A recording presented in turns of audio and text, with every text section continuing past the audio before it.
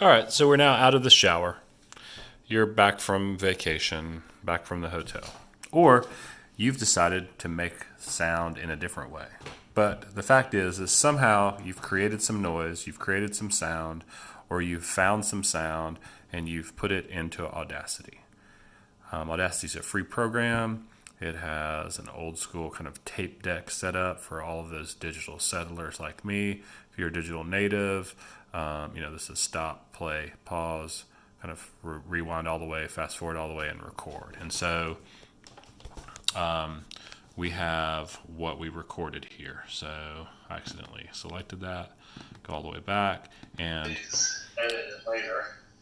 this is the video that you just saw.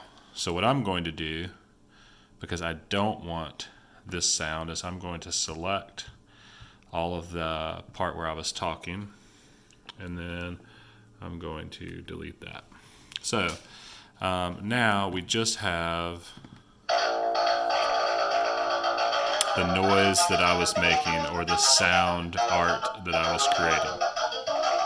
So you can argue whether that sounds good or sounds bad, but if I wanted to, I could go here and click File, and I could export this as an MP3, and I could say that I have some sound art. What I would like to do, because my intent is to create the noise in the shower with the kind of ad hoc diddly bow that was made using the clothes hanging devices. I actually want to now manipulate this sound. So I have invented a game called Audacity that has kind of the 6, in my opinion, main manipulation tools that yield pretty significant results: wah-wah, echo, distortion, reverb, reverse, stretch. And those 6 things, if you don't have something particular in mind, like if you don't want to just take this part and for a fact that you want to go up here to the effects and that you want to make this part stretch or Paul stretch, right? If you don't know that you want to do that, by the way, it would sound like this. So you can see how that's stretched. The cool thing in Audacity is you can always go to edit and you can undo the stretch. So no matter what, you can also undo that delete, which I just did, and you kind of keep going back. I want to actually delete that, and I actually do want to come over here and I want to take that sound and I do want to stretch it, and I want to stretch it twice as much, and I want to hear that sound.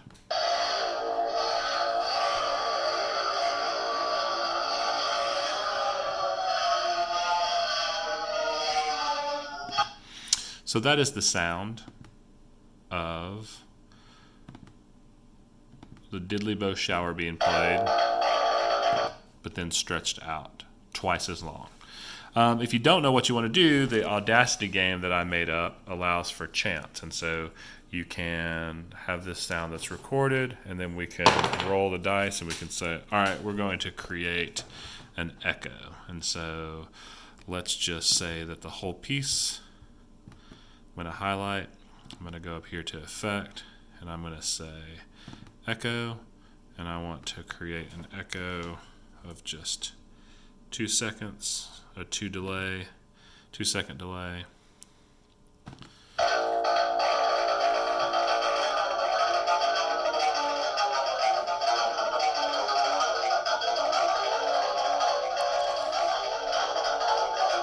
So if you remember, I didn't play that fast in the shower. The echo is causing it to, every 2 seconds, the first sound gets echoed, and then it just keeps building on itself. And so that's one way that you could do that. You can also undo that if you didn't like it. You could roll the dice again and say, I'm going to have a wah-wah effect, and you can go up here to this effect And you can go down here to wah wah. And then you can say, I'm going to apply that. Okay. Close it. Let's see what that did.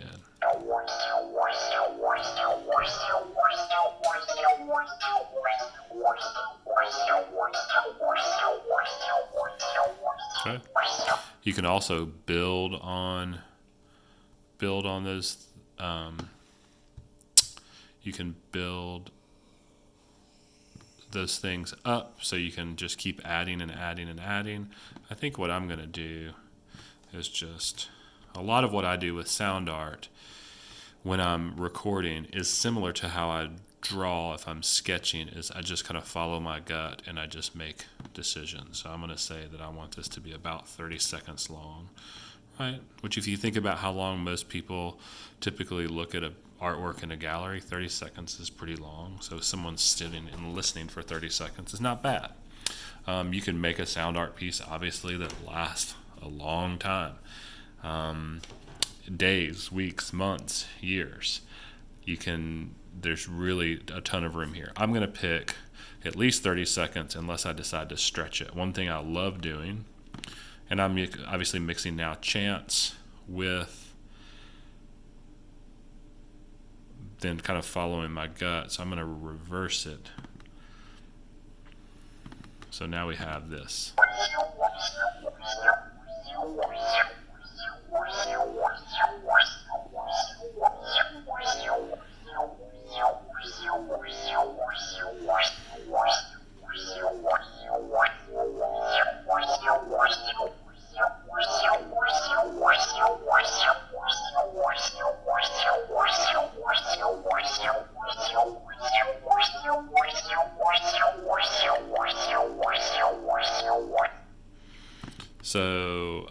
So that I don't have an abrupt stop and start, I'm going to fade in. I'm going to fade out. Those are just aesthetic choices that I'm making for how I want to hear that. So this particular track will fade in.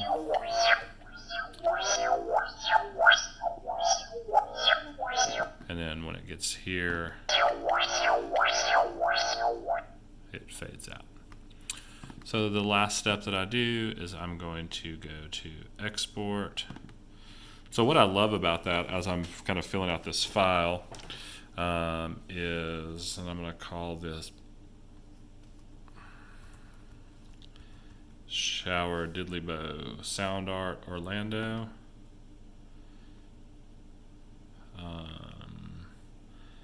And I'm going to call this 1 because I want to keep that raw file because I could then make other things from that.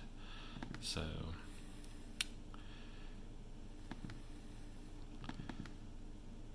it gives you this option. I'm going to say OK. And then that mixes that down. If I go to my desktop,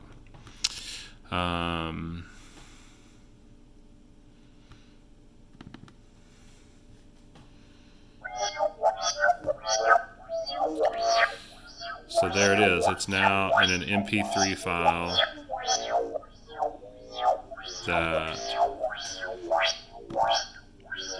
that I can email to people. I can post it on a YouTube clip. I could put it on Instagram, any of those kinds of things.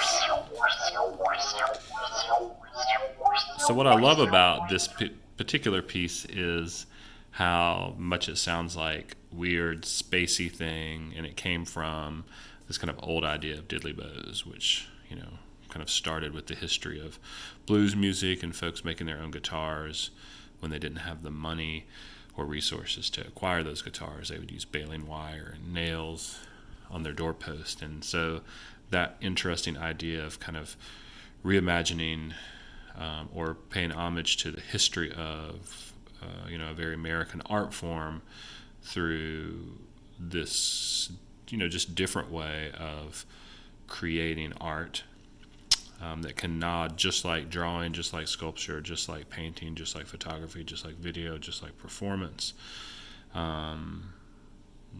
Sound art can also quote those references from different places, different times. I hope that you've gotten something out of this video and this instructable, and there's more to this game, and I think I'll make another instructable kind of explaining a way that you can use this to teach sound art in kind of K through college, K through nursing home, art educational environments.